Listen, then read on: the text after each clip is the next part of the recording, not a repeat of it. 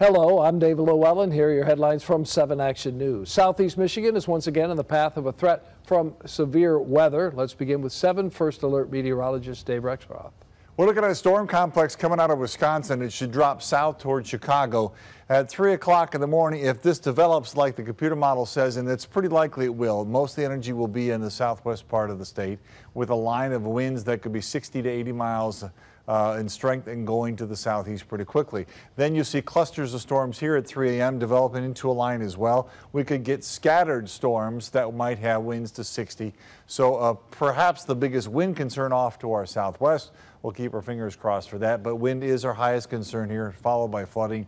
Can't rule out some hail or a tornado, but they are certainly lesser concerns tonight. So overnight 70 for a low. Storms after 3 a.m. moving fast, about 50 miles an hour from northwest to southeast through the area here with heavy rain expected. There's a flash flood watch from 3 a.m. to 10 a.m. for the metro area and south, not up around I-69.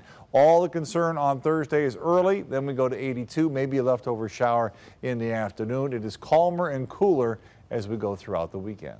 All right, Dave, thanks. And the Great Lakes Water Authority issued an alert ahead of the storms. It's warning those who are in low-lying areas or had problems with flooding in the past to be prepared. The statement says the regional system is working as designed. However, due to the large volumes of rain received recently, the collection system is partially full, and GLWA Operations is in the process of draining the system through its treatment facilities to bring levels down. The statement goes on to say, in anticipation of the severe weather, GLWA has staffed accordingly, including at the Connors Creek and Freud pump stations. Failures at those stations caused massive problems last month. Turning now to the coronavirus and the growing concerns about the spread of the Delta variant. Beaumont, Ascension, and Spectrum Health Systems are the latest hospitals to announce they will require all associates to be vaccinated against COVID-19. Ascension is setting a deadline of November 12th for employees to get their shots and will provide a process for requesting an exemption. For Beaumont, the mandate is expected to go into effect early this fall or sooner. Federal prosecutors are going after Larry Nassar's prison bank account. A new motion would force the Bureau of Prisons to turn over the current balance of about $2,000. They say he owes more than $5,000 to the Crime Victims Fund.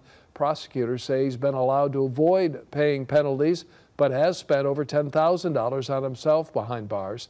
The former MSU and USA gymnastics sports doctor faces decades in prison for child pornography and sexually abusing hundreds of girls and women who were his patients.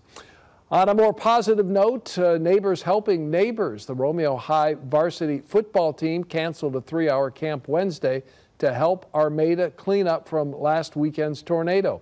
A game plan that's all about making a difference.